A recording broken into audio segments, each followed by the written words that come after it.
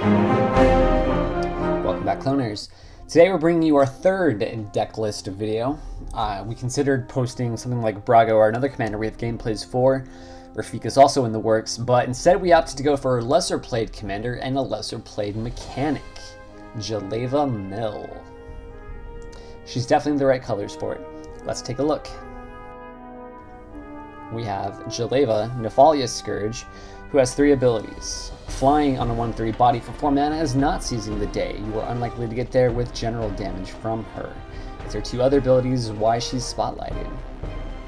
She has an ETB effect and an according attack effect. Her first exiles cards equal to how much mana you spent to cast her, like this guy's ability. The cards go to exile, but are still relevant if this iteration of Jeleva attacks. When she does, Jeleva's owner may cast a sorcery or instant exile this way for free, which means Insurrection is not terribly effective. There's plenty of stuff that is, though. We'll find out what later. I say this iteration because Jeleva can only cast exiled sorceries and instants that she exiled before going to any other zone, so if she's bounced, those exiled cards are now useless and can only be cast this game. She's reminiscent of Narset in this way. This is why you want to load your deck with as many non-creature spells as you can. The difference with Narset is that Narset casts every spell you exile this way, and you without exception get to cast every possible target exiled with Narset. The trade-off is that Jeleva not only exiles your cards, but your opponent's as well, which not only increases your chances of hitting spells, but also where the mill theme becomes relevant. Jeleva is a heavily instant and sorcery justified deck for the purpose of getting Jeleva to attack quickly and cast spells for free that wither away your opponent's decks. We do that with Artifact Ramp, red cards meant to give Jeleva haste, blue cards to provide advantage and extra turns, and black spells to kill and mill.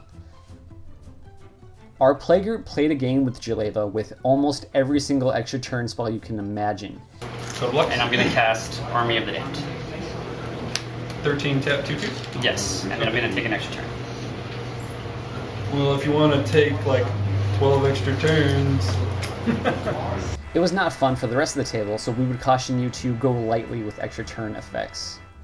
Let's take a look at the deck as usual, broken down by converted mana costs.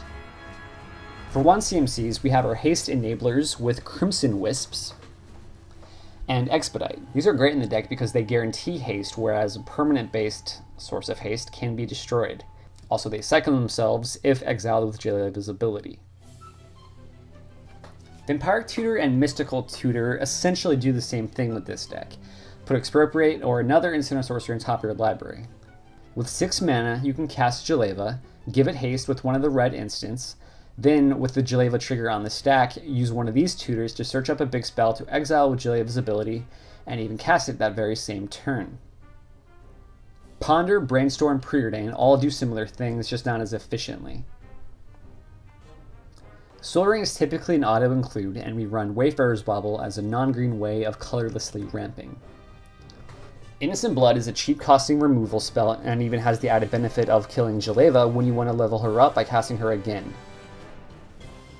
We're once again featuring a budget section, and this time we find a Vampiric Tutor in this category. So this is a very hard card to swap out, especially for its same mana cost achieving a similar effect. But if you want to try a card that does a similar thing, you can try Insidious Dreams or Serum Visions for the same converted mana cost. 2 CMCs. We have a lot of non-instant sorceries in our 2 mana costs. We want Jeleva to have haste and protection, so we include Lightning Greaves and Swiftfoot Boots, despite the lack of other creatures in the deck. We want Jeleva attacking the same turn she exiles spells, before people see the insane things she's going to cast and deal with her before the attack. It being a non-green deck, we're going to rely on Artifact Mana Ramp, including the suite of Signets, Thought Vessel, because that card is sweet and we have a lot of card draw in the deck. One of our few non-instant sorcery cards that mills is Mesmeric Orb.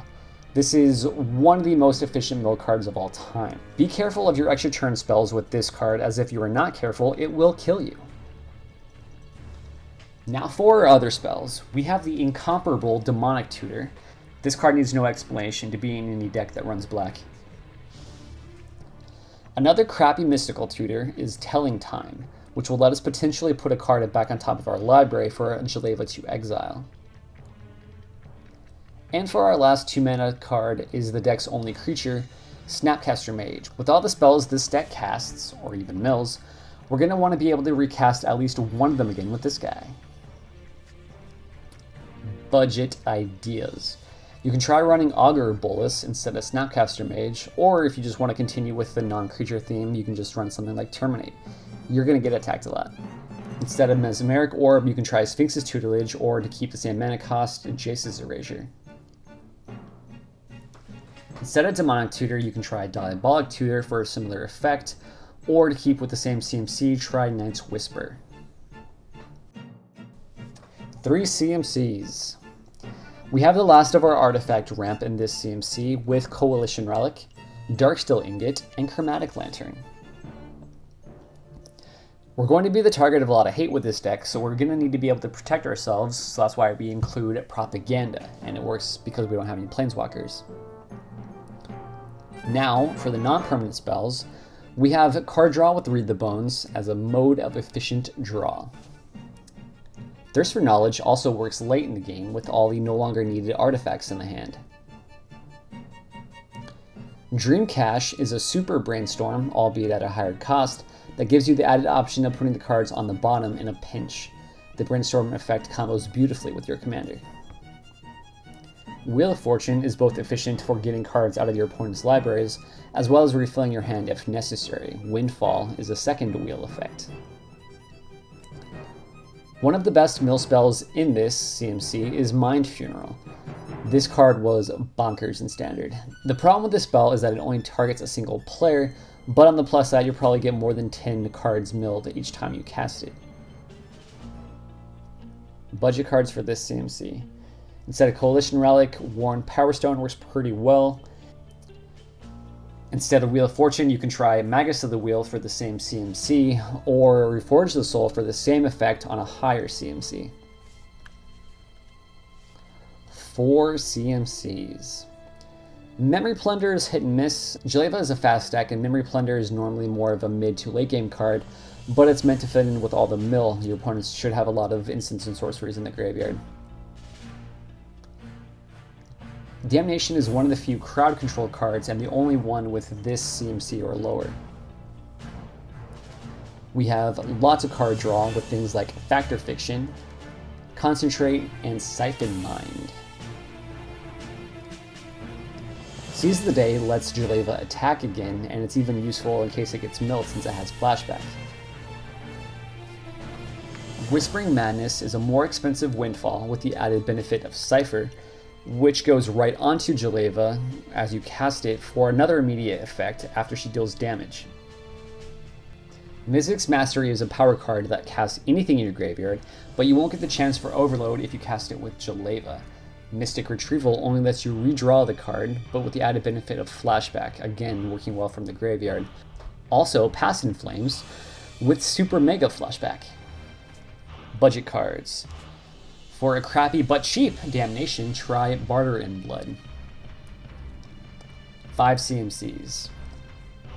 In the bigger card draw category, we have Tidings and Promise of Power. And if we cast it from hand, we can also have a potential blocker or win condition with the Entwine effect, getting a token. Reforge the Soul refills your hand, and when cast by Jeleva is just as good as Wheel of Fortune. Not much counter magic in the deck, but we do have the versatile Mystic Confluence, which has the much needed board control option as well as the card draw anyway. Evacuation returns all creatures to hand, as well as gives you another round of spells from Jeleva when you recast her after bouncing her with the evacuation.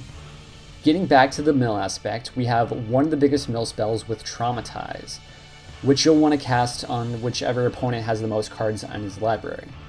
Archive Trap is a less good Traumatize, but it has the benefit of being cast for 0, as your opponents are probably going to be searching their libraries pretty consistently. What's funny about that card is that it doesn't even have to be that same opponent who searched. Time Warp is a relatively cheap extra turn effect. Increasing Ambition is a decent tutor effect, while your last spell, Psychic Spiral, not only mills your opponents, but also stops you from getting milled. Very useful. Budgetary cards. Instead of running Time Warp, you can try Walk the Eons. For less mana cost, try Temporal Extortion. Either it gets an extra turn or they're going to lose life. Either way, stuff is happening. And finally, 6 CMCs and above. Jeleva lets you cast your opponent's spells, potentially giving you access to sweet spells that you can't cast with your deck, things like Predator's Counsel. Another way of doing it is with Knowledge Exploitation. You can't Prowl since nothing in your deck is Rogue, but this card, nor Jeleva, needs you to. Beacon of Tomorrows you can cast again and again and helps you from getting yourself milled out by shuffling back into your library. Our last extra turn spell is Expropriate. So it was either this or Time Stretch, but the option to take your opponent's big creatures can possibly be another way to win outside the mill option. Worst Fears lets you take your opponent's turn, which is meant to disrupt that player, or it can possibly be another way of winning, but not as likely. You will not win by damage from Jeleva. Now we get to the board control spells. Overwhelming Forces is nice, since it also adds card draw, but it only hits one player. Conversely, Decree of Pain hits everything, but you lose your creatures too. But typically you don't mind losing Jeleva, because it just means you get to recast her. In Garruk's Wake kills everything else, but draws you no cards. Rise of the Dark Realms in the late game is a pretty reliable win condition, especially if you mill enough of your opponent's creatures. Army of the Damned is another reliable non-mill way of winning. Unfortunately, Mass Haste won't help you since they come into play tapped. You'll have to take an extra turn if you don't want your opponents to have a chance to respond first. Our last mill card is a spell we're including in our 6 and up column, as you're going to want to cast a spell for as much as possible. It's Mind Grind. Now this card can be hit or miss. If you cast it with Jeleva, it's useless. There's the miss. Unless you flash it back with Snapcaster Mage or Pass in Flames, or get it back with like a Mystic Retrieval. It's similar to the Mind Funeral except it hits all opponents, making it very useful and hence its inclusion in this deck. Budget cards. For Expropriate, Time Stretch costs roughly as much as this card.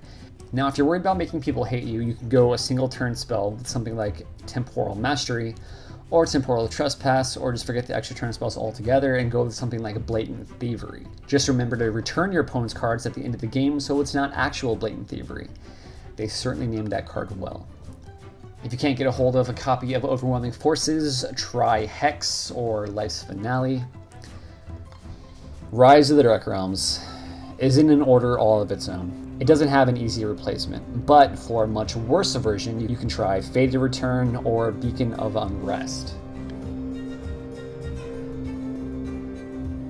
Some of the downsides of this deck is that it can generate a lot of hate, especially if you're playing with too much extra turn spells. The Wrath effects and otherwise board control effects tend to be important. Jeleva needs to resolve and actually attack for her to be terribly effective.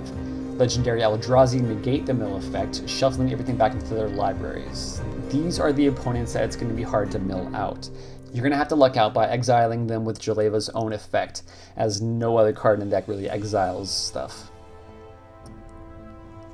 Okay, so we realize there are a lot of creatures that are pretty efficient at milling that you did not see in this list.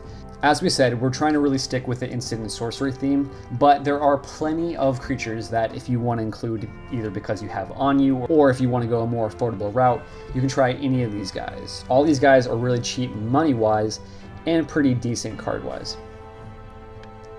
I'd feel remiss if I didn't at least point out one combo I keep seeing in Jeleva lists, and that's with Enter the Infinite and Conflagrate. This is a combo because you just draw all the cards and then you discard them with Conflagrate to just kill your opponents.